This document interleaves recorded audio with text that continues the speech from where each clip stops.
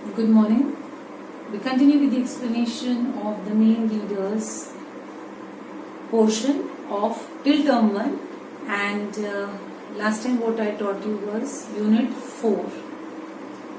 Unit 5's the prose has been cancelled for the portion and the chapter's name is quality, and I will be doing today with you the poem. Only that story has the quality story has been cancelled for the portion, for the entire portion, and that won't be appearing in any of the exams. So I will teach you today the poem Trees, and the poetess's name is Shirley Boyer. Now more of the EVS element is there in this particular poem. In science and EVS, we have always learnt about how trees help us, in what ways do they help us, but the entire poem in the literary in the literary type, tells us how generous the tree is and how does it believe in the giving nature of the giving element of the nature. Now this particular giving aspect is being highlighted, and we ought to know how the trees help us in living a better life. Take a few minutes, tell one another the names of trees that you know or have heard of. Mention the trees, mention what the things the trees give us. Then read the poem about trees. If I tell you to name certain trees, we've got banyan tree, we've got gulmohar tree, we have pine trees, we have deodars, we have fir trees, we have a variety of trees. And if I ask you what things do we get from the trees, the list would be never-ending, a huge one. Fine, because its nature is the basic nature of a tree is to not keep anything for itself, to give away. Trees are for birds. Now how does it help birds? It helps birds by giving it fruit to eat, by giving it shelter. It can build its nest and lay eggs and keep it secure in that tree trunk. Trees are for children. How are trees for children? Well, if you have lived, if you are living a very good childhood, then you would be climbing up trees, swinging on the swings which are tied to the trees, and many a time you feel so comfortable sitting on a tree and watching what are the things happening down. You feel it's a very comfortable place to sit and play with. Trees are to make tree houses in. Google this particular aspect of a tree house and you will be tickled to see, to live on a huge tree where the tree house is made and you can sleep in that particular house. It's very intriguing, very quite fascinating. Like even in Bandhavgarh and Kanha, you've got tree houses. You pay through your nose for it, but it can be a very good experience. Just Google and see what am I talking about. Trees are to swings on. Just now, as I said, tie 2 strings, have a wooden plank on it, and then swing heartily from one corner to the other. The tree is going to bear your weight and give you the ecstasy, the happiness, or the feeling of happiness also. Trees are for the wind to blow through. If you see the leaves rustling, like you can see the movement of the leaves when the wind blows or gushes through the tree.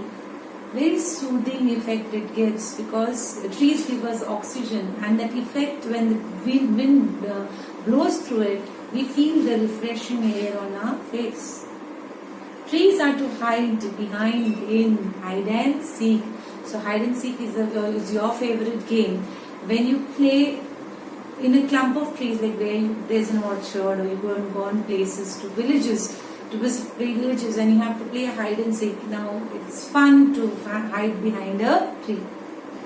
Trees are to have tea parties under. Now typical picnic, go sit, just carry your food and a flask full of tea and sit, just lay a bed sheet on the ground and sit under a tree and have tea. Just take a nap under it. You will feel so connected to nature. Trees are for kites to get caught in. So when you have been trying to fly a kite and in one of the branches the kite gets stuck. So that is one more aspect of tree which actually plays like a kid, saying that I can take away a kite from you. Trees are to make cool shade in summer. In summer, if you happen to be sitting under a tree, there's no other bliss or feeling kind of a thing that you would feel. Yes, trees are for us like they give us shade, they give us that fresh oxygen supply. You feel refreshing in that tormenting heat over there of the summer. Trees are to make no shade in winter. Now in winter, if you sit under a tree, definitely you are not going to get the sunshine. So no shade kind of a thing. Like you sit under it and then definitely you will feel cold. On it if you sit, you will definitely feel the heat of the sun.